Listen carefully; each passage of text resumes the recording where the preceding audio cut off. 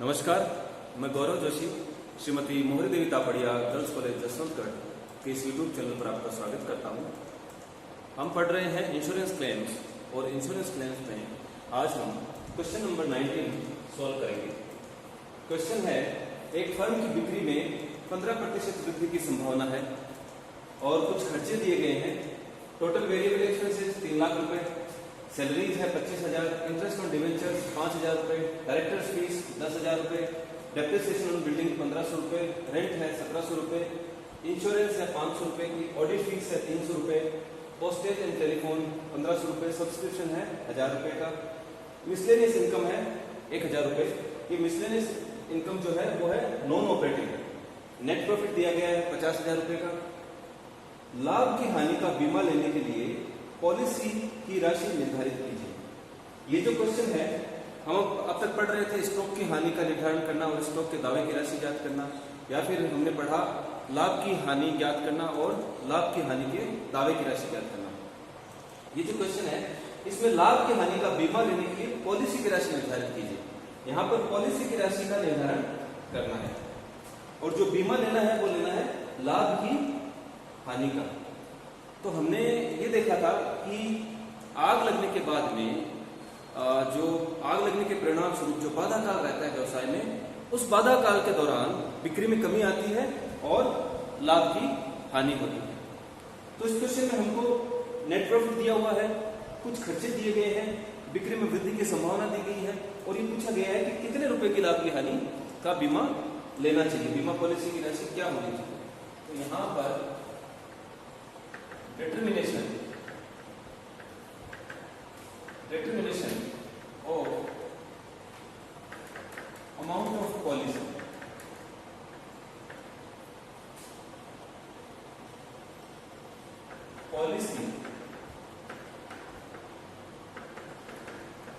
की राशि का निर्धारण।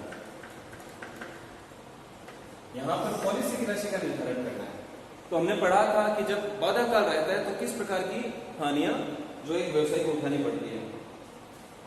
तो व्यवसाय को एक तो जो है बाधा काल में बिक्री में कमी हो जाती है और बिक्री में कमी होने की वजह से जो है जितना लाभ वो कमा सकता था उतना लाभ वो नहीं कमा पाता, इसलिए उसको एक तो लाभ की हानि होती है, लाभ की हानि,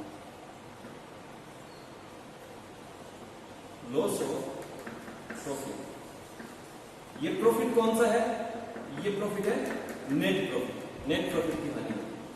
और हमने बात करी थी कि बाधा काल के कारण, आग लगने के कारण जो बाधा आ जाती है व्यवसाय में, तो व्यवसाय का संचालन ढंग से नहीं हो पाता और जो लाभों का नुकसान होता है, जो आय का नुकसान होता है, वो व्यापार संचालन से जो आय प्राप्त होनी चाहिए थी वो उसको आय प्राप्त नहीं हो पाती। तो जो उसको हानि होती है लाभ की, वो व्यापार संचालन से प्राप्त हो सकने वाले लाभों की हानि होती है। तो ये जो नेट प्रॉफिट है, ये नेट प्रॉफिट की उसको हानि होगी नेट ऑपरेटिंग प्रॉफिट से, क्योंकि आग लगने के कारण व्यवसाय के संचालन में बाधा आ गई और व्यवसाय का संचालन नहीं हो पा रहा, तो जो व्यापार के संचालन से आय जो हो रही थी वो आय अब नहीं हो पाएगी। जो गैर व्यापारिक आय हैं वो तो जो है व्यवसाय को अब तक होती रहेगी। ये दुकान है, गोदाम है और इस दुकान गोदाम में आग लगी, अब यहाँ पर जो है व्यापार का संचालन नहीं हो पा रहा।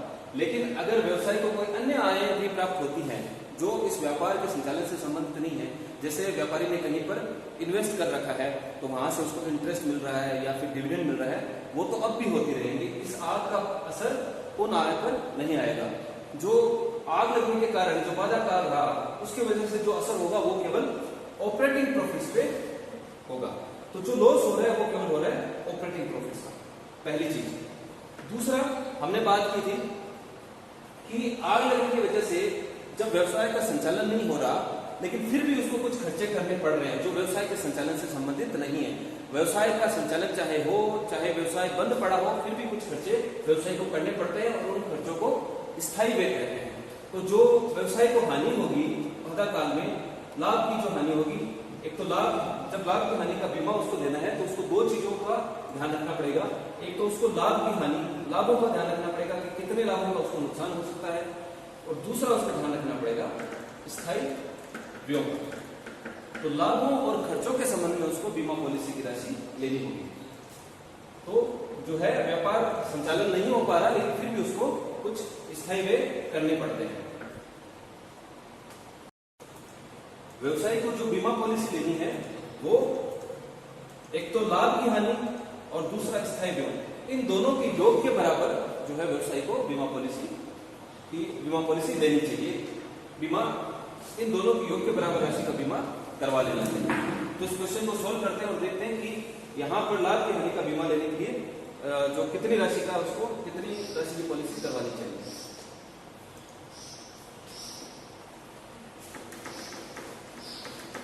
नेट ऑपरेटिंग प्रॉफिट के बारे में हमने देखा था कि नेट ऑपरेटिंग प्रॉफिट जो है वो कैसे ज्ञात करते हैं। नेट प्रॉफिट में जो है नॉन ऑपरेटिंग जो इनकम है वो भी जुड़ी हुई होगी, तो वो हम घटा देते हैं। नॉन ऑपरेटिंग इनकम जैसे इंटरेस्ट ऑन डिबेंचर्स, डिविडेंड, ये सब इसमें जुड़ी हुई होगी, तो वो हम घटा देते हैं। और कुछ खर्चे हम घटा चुके होंगे, नॉन ऑपरेटिंग जो एक्सपेंसेस है वो घटाए होंगे, वो वापस जोड़ दिए जाते हैं।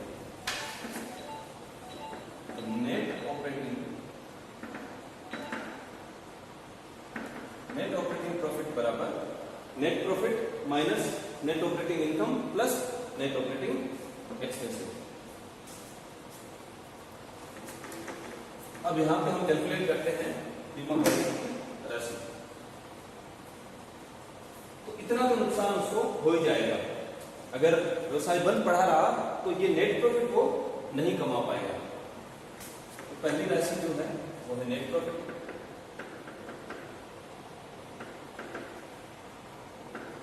नेट प्रॉफिट है 50,000 रुपये। तो क्या इस नेट प्रॉफिट में जब नेट प्रॉफिट की गणना की थी तो क्या इसमें कोई नॉन ऑपरेटिंग प्रॉफिट जुड़े हुए थे? हमको केवल ऑपरेटिंग प्रॉफिट से लेने हैं।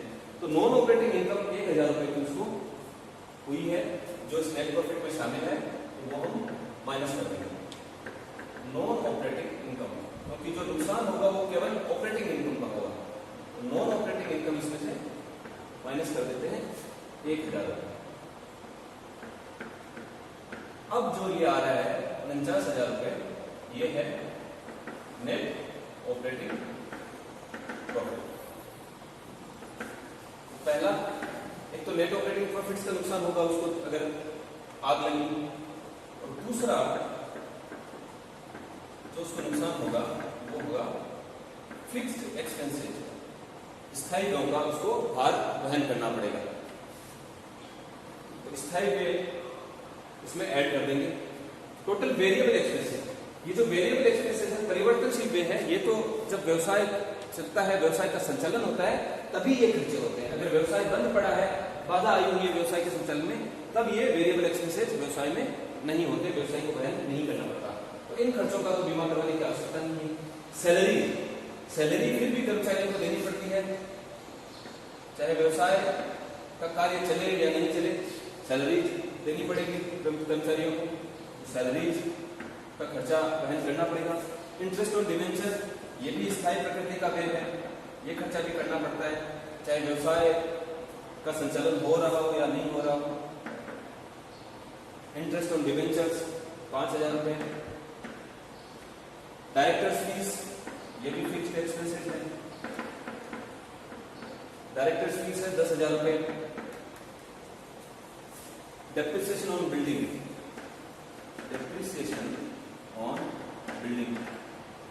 स्थायी व्यय है 1,500 रुपये।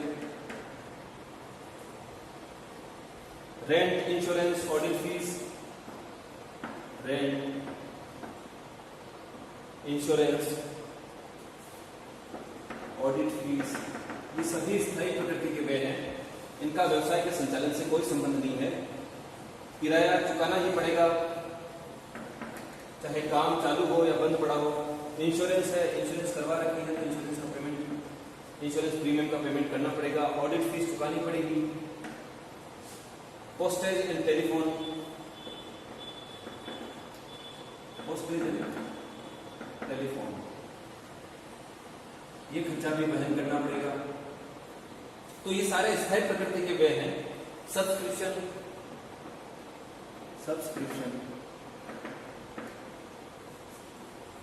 1000 रुपये। सब्सक्रिप्शन यानी कि किसी की सदस्यता ली हुई है, कोई सब्सक्राइब कर रखा है, कोई जो है किसी प्रकार की समाचार पत्र पत्रिकाएं या किसी प्रकार का कोई सुविधा सेवा अगर सब्सक्राइब कर रखी है, सदस्यता ले रखी है, तो ऐसे चार्जेस चुकाने पड़ते हैं स्थायी प्रकटने के में। तो ये सारे खर्चे वेरिएबल एक्सपेंसेस को छोड़कर ये यहाँ तक सब्सक्रिप्शन तक सारे खर्चे जो है स्थायी प्रकृति के हैं। तो अगर व्यवसाय बंद भी रहा, अगर बाधा काल हुआ आग लगने के बाद, तो ये खर्चे तो वहन करने ही पड़ेंगे और इन खर्चों का नुकसान होगा। साथ ही साथ ये नेट ऑपरेटिंग प्रॉफिट है, ये भी नहीं कमा पाएगा, इसका भी नुकसान उठाना पड़ेगा। तो इनका टोटल किया जाए, अगर इनका टोटल करें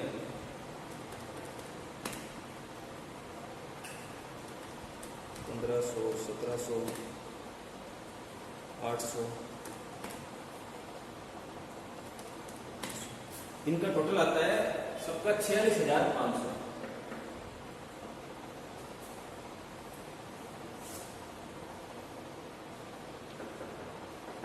नेट प्रॉफिट प्लस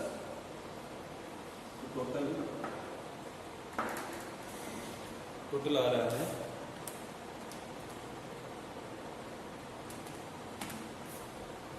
इनका टोटल आता है 95,500।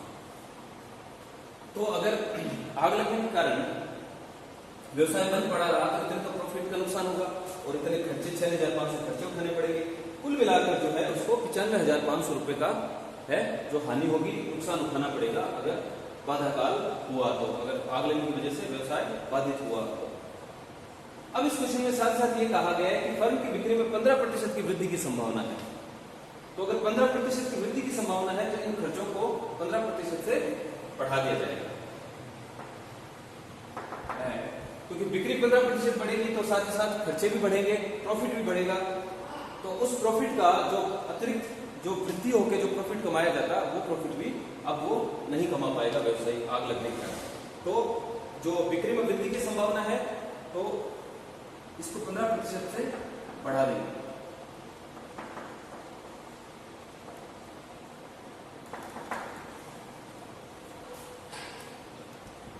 $95,500 का 15% होता है 14,325 रुपये।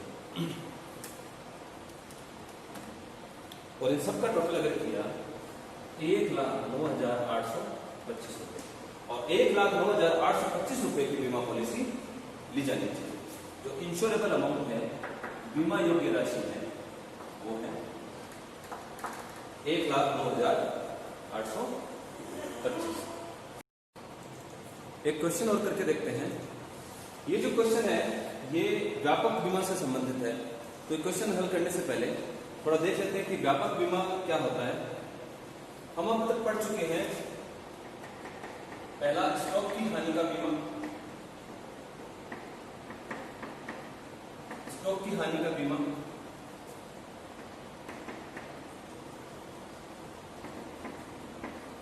दूसरा हम पढ़ चुके हैं लाभ की हानि का बीमा।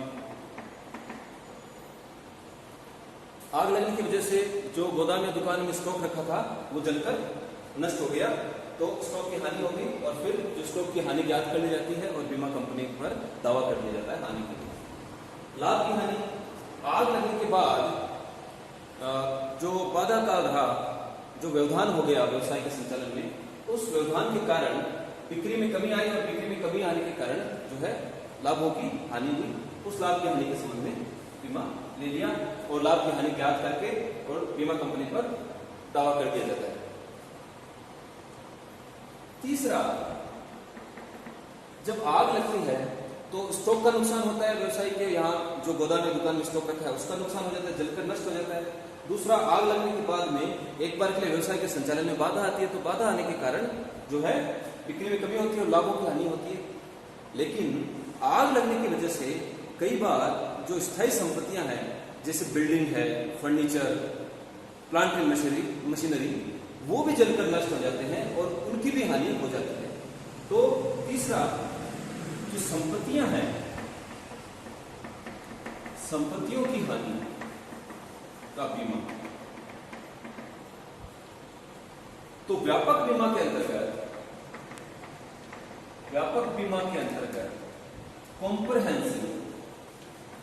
कॉम्प्रिहेंसिव इंश्योरेंस, व्यापक बीमा के अंतर्गत जो व्यवसायी है इन तीनों प्रकार की हानियों का बीमा करवाता है। व्यवसायी जो है स्टॉक की हानि का बीमा करवाता है, लाभ की हानि का बीमा करवाता है और स्थायी संपत्तियों की हानि का बीमा भी करवाता है। और इन तीनों प्रकार की हानियों का बीमा ही व्यापक बीमा कहलाता है। या तो जो व्यवसायी है वो स्टॉक की हानि का बीमा अलग लेता है, लाभ की हानि का बीमा अलग ले लेगा और संपत्तियों की हानि का बीमा एक अलग लेगा। मतलब तीनों प्रकार की हानियों के लिए अलग अलग बीमा करवा सकता है। या फिर व्यवसायी जो है इन तीनों प्रकार की हानियों का एक संयुक्त बीमा करवा लेता है। चाहे बीमा किसी भी प्रकार से करवाया जाए, अगर तीनों प्रकार की हानियों का बीमा करवाया गया है, चाहे अलग अलग करवाया गया है या फिर संयुक्त बीमा करवाया गया है, ऐसा बीमा व्यापक बीमा कहलाता है। अब दावे की राशि की गणना किस प्रकार की जाती है? तो क्या किया जाता है कि जो हानि की राशि है वो अलग अलग ज्ञात कर ली जाती है। स्टॉक की हानि की राशि कैसे ज्ञात करते हैं वो हम पढ़ चुके हैं, तो स्टॉक की हानि की राशि ज्ञात कर ली जाती है। इसी प्रकार लाभ की हानि की राशि ज्ञात कर ली जाती है और फिर जो है स्थायी संपत्तियों की हानि की राशि ज्ञात कर ली जाती है और इन तीनों का योग जो है वो है टोटल क्लेम यानी दावे की राशि कहलाती है। तो स्थायी संपत्तियों की हानि की राशि जब स्टॉक की हानि हुई थी तो हमने देखा था कि हमको कैलकुलेशन करनी पड़ती है कि कितना स्टॉक आग लगने की तारीख को गोदाम या दुकान में था और फिर उसके आधार पर हम देखते हैं कि अगर उसमें से कुछ माल बचाया गया है तो शेष बचा मूल्य ही जो है स्टॉक की हानि का मूल्य है। इसी प्रकार लाभ की हानि में हम देखते हैं कि बिक्री में कमी कितनी हुई है और जितनी बिक्री में कमी हुई है उस पर सकल लाभ की दर के आधार पर हम लाभ की हानि ज्ञात करते हैं और उसमें स्थायी खर्चे भी जोड़ दिए जाते हैं। स्थायी संपत्तियों की हानि ज्ञात करना जो है इन स्टॉक की हानि और लाभ की हानि ज्ञात करने की तुलना में काफी आसान है, क्योंकि स्थायी संपत्तियों का लेखा प्रत्येक व्यवसायी द्वारा रखा जाता है और अगर स्थायी संपत्ति को नुकसान होता है तो बाहर से जो है एक आंकलन करने के लिए, हानि का आंकलन करने के लिए एक मूल्यांकन आता है इंश्योरेंस कंपनी की तरफ से और वो स्थायी संपत्तियों की हानि के संबंध में का हानि का असेसमेंट कर लेता है, निर्धारण कर देता है। अब जो हमने बात करी थी न्यून बीमा की स्थिति पैदा होती है स्टॉक की हानि में भी और लाभ की हानि में भी। जब हानि की राशि का निर्धारण हो जाता है, चाहे स्टॉक की हानि हो, लाभ की हानि हो, चाहे संपत्तियों की हानि हो, जब स्टॉक की हानि की राशि का निर्धारण हो जाता है उसके बाद बीमा कंपनी ये देखती है कि कहीं न्यून बीमा तो नहीं करवाया हुआ। अगर न्यून बीमा करवाया हुआ है तो फिर औसत वाक्य लागू होता है। तो स्टॉक की हानि और लाभ की हानि में हमने पढ़ा था कि किस प्रकार औसत वाक्य लागू होता है, उसका सूत्र क्या रहता है। उसी प्रकार स्थायी संपत्तियों की जब हानि होती है तब यहां पर भी अगर न्यून बीमा करवाया है तो औसत वाक्य लागू होगा और जब औसत वाक्य लागू होगा तो जो हानि की राशि होगी उसको बीमित राशि का बीमा योग्य राशि से जो अनुपात है उस अनुपात में दावा स्वीकार किया जाएगा। तो amount of loss into insured amount upon insurable amount. जो अमाउंट ऑफ क्लेम है, अमाउंट ऑफ क्लेम की राशि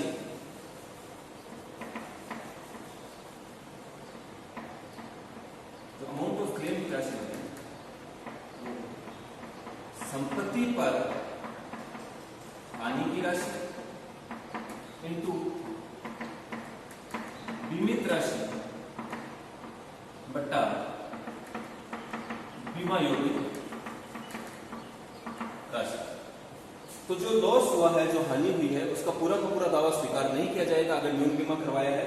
इस हानि की राशि को इंश्योर्ड अमाउंट का इंश्योरेबल अमाउंट से जो अनुपात है, यानी इतने का बीमा करवा लेना चाहिए था लेकिन बीमा करवाया है कम राशि का, तो इंश्योर्ड अमाउंट से जो इंश्योरेबल अमाउंट का अनुपात है उसी अनुपात में जो है दावा स्वीकार किया जाएगा। संपत्ति पर हानि की राशि इंटू बीमित राशि बटा बीमा योग्य राशि। स्टॉक की हानि में हमने देखा था कि बीमित राशि हमको क्वेश्चन में दी हुई होगी और संपत्ति पर हानि की राशि भी हमको क्वेश्चन में दी हुई होगी। बीमा योग्य राशि कैसे ज्ञात करें? तो स्टॉक की हानि में हमने देखा था कि आग लगने की तिथि को जितना स्टॉक गोदाम या दुकान में रखा है उतने रुपए का, उतने मूल्य का जो है बीमा करवा लेना चाहिए। तो लाभ की हानि में जो बीमा योग्य राशि हम ज्ञात कर रहे थे वो हम जो एनुअल सेल्स थी, आग लगने से तुरंत पूर्व के 12 महीने की जो बिक्री थी जिसको हम एनुअल सेल्स कहते हैं, तो एडजस्टेड एनुअल सेल्स के आधार पर हम जो है बीमा योग्य राशि ज्ञात कर रहे थे। यहां पर संपत्तियों की हानि में बीमा योग्य राशि वही होगी जो स्थायी संपत्ति का पुस्तक मूल्य होगा आग लगने की। बीमा योग्य राशि जो स्थायी संपत्ति का जितना मूल्य है वही राशि होगी, यानी स्थायी संपत्तियों के मूल्य के बराबर तो कम से कम बीमा करवा लेना चाहिए। अगर उससे कम राशि का बीमा करवाया है तो फिर हानि की राशि जो है बीमित राशि का बीमा योग्य राशि से जो अनुपात है उस अनुपात में स्वीकृत की जाएगी। तो एक क्वेश्चन सोल्व करके देखते हैं।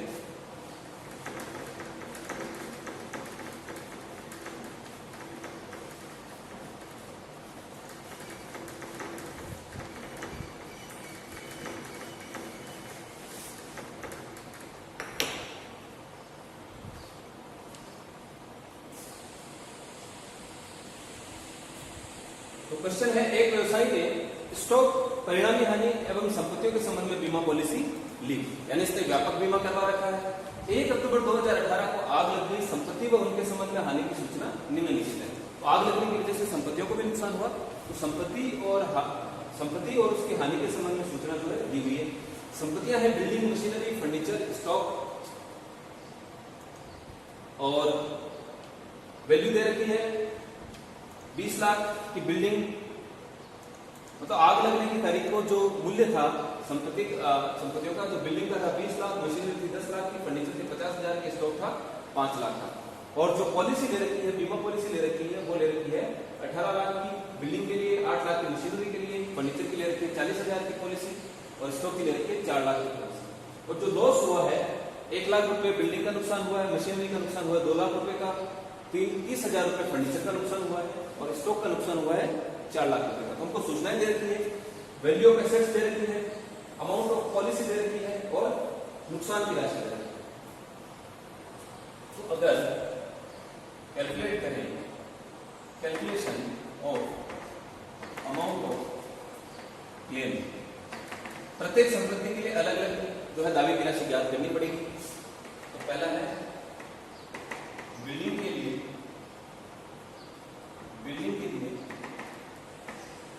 Amount of claim.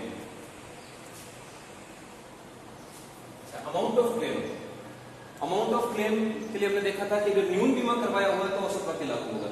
तो यहां पे हम देखते हैं बीमा योग्य राशि कितने रुपए का बीमा करवा लेना चाहिए था, बिल्डिंग के लिए 20 लाख का बीमा करवाना चाहिए था, क्योंकि वैल्यू जो है बिल्डिंग की है 20 लाख रुपए की, जो भवन का मूल्य है वो 20 लाख रुपए है, तो 20 लाख का बीमा करवाना चाहिए था। लेकिन पॉलिसी ले रखी है 18 लाख की, यानी कि यहाँ पर न्यून बीमा करवा रखा है। मशीनरी का मूल्य है 10 लाख रुपए, पॉलिसी करवा रखी है 8 लाख की, तो यहाँ पर भी कम राशि का बीमा करवाया हुआ है, न्यून बीमा करवाया हुआ है। फर्नीचर है 50,000 रुपए का, बीमा करवा रखा है 40,000 का, यहाँ पर भी न्यून बीमा है। स्टॉक है 5 लाख रुपए का, बीमा करवा रखा है 4 लाख रुपए का। तो चारों संपत्तियों के लिए जो बीमा है वो न्यून बीमा करवा रखा है। यहाँ पर जब चारों संपत्तियों के लिए हम दावे की राशि ज्ञात करेंगे तो औसत वाक्य चारों के लिए लागू होगा। तो जब औसत वाक्य लागू होता है तो अमाउंट ऑफ क्लेम की गणना होती है amount of loss into insured amount upon insurable amount. Building के लिए याद कर लेते हैं, बिल्डिंग, मशीनरी,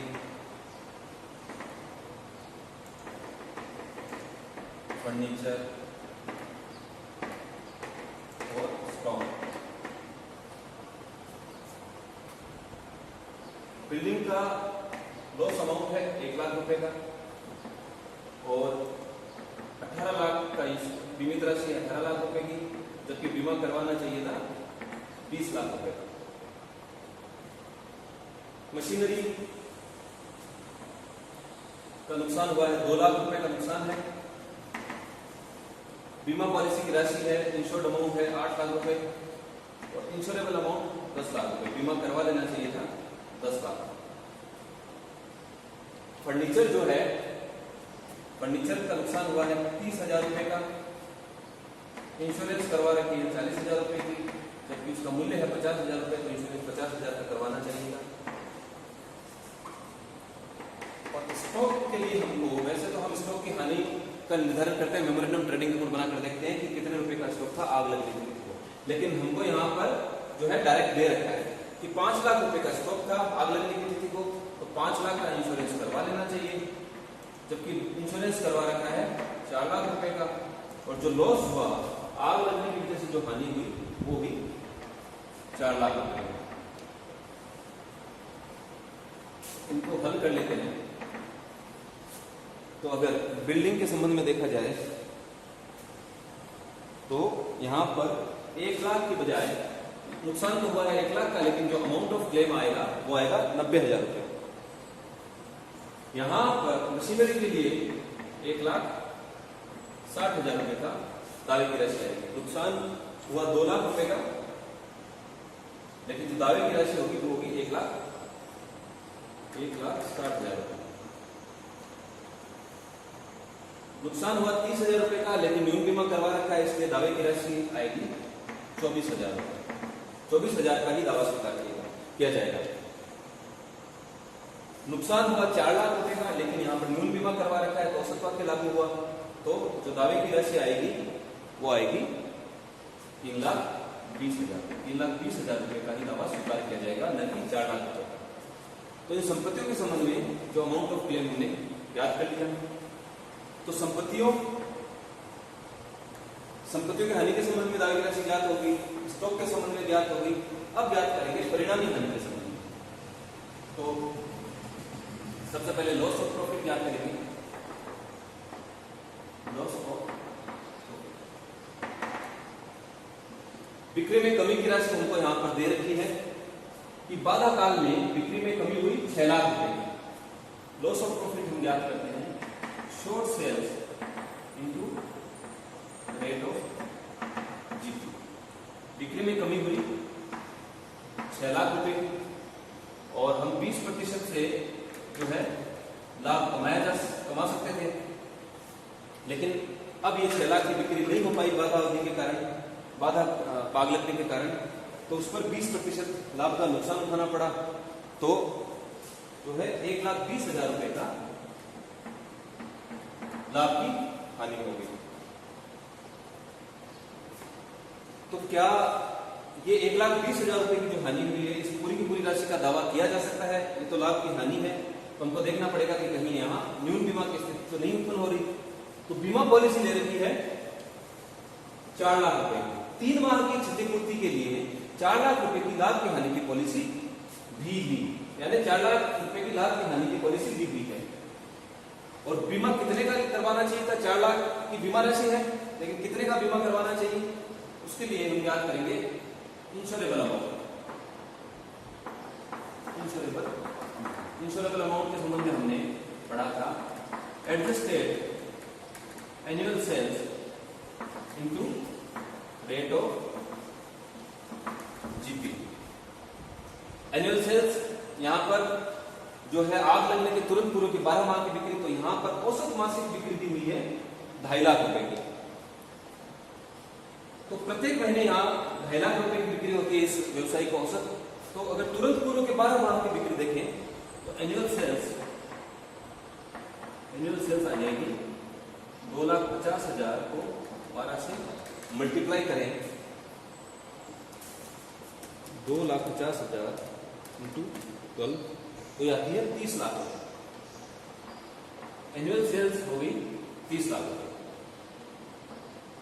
एक साल की बिक्री 30 लाख रुपए की होती है और 30 लाख रुपए, और हो सकता है कि साल भर के लिए बाधा काल रहे, तो उस 30 लाख की बिक्री की अगर कमी हो तो उस पर 20% की दर से कितने लाभ की हानि होगी? 30 लाख को 20% के साथ तो 6 लाख रुपए के लाभ की हानि होने की संभावना है।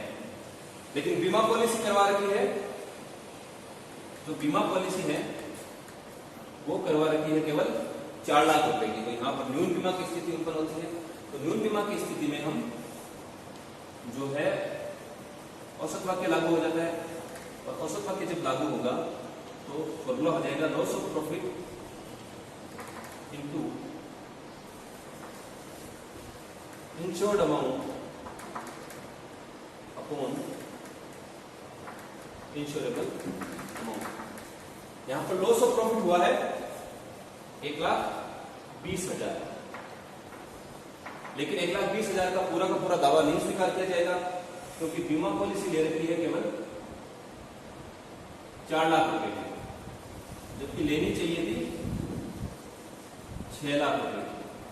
तो अगर इसको हल किया जाए, तो दावे की राशि आती है 80,000। तो यहां पर दावे की राशि ज्ञात करनी थी, तो हमने संपत्तियों के संबंध में दावे की राशि ज्ञात कर ली, स्टॉक के संबंध में दावे की राशि ज्ञात की और लाभ की हानि के संबंध में भी दावे की राशि ज्ञात कर ली। अब इनको जो है सबका अगर टोटल कर दिया जाए, तो टोटल अमाउंट ऑफ क्लेम, अब दावे की राशि जो है वो इन सबका टोटल होगी। Total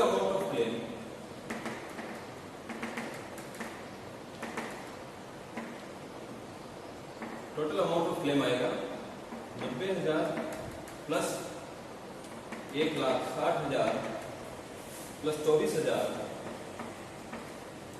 plus 3,20,000 plus 80,000। इन पांचों राशियों का टोटल कर दिया जाएगा और जो टोटल अमाउंट ऑफ क्लेम आएगा वो आएगा 6,74,000 रुपए, 6,74,000 रुपीज। तो इस प्रकार से हमने देखा कि जब व्यापक बीमा करवाया जाता है तो दावे की राशि की गणना किस प्रकार की जाती है। तो हमारा जो ये चैप्टर है इंश्योरेंस क्लेम्स वो कंप्लीट हो चुका है। हमने स्टॉक की हानि का बीमा पढ़ लिया, परिणामी हानि का बीमा पढ़ा और आज हमने व्यापक हानि का बीमा भी कंप्लीट कर लिया है। आज के लिए इतना ही। अगली क्लास में नया चैप्टर स्टार्ट करेंगे। इस वीडियो को लाइक कीजिए, शेयर कीजिए। धन्यवाद।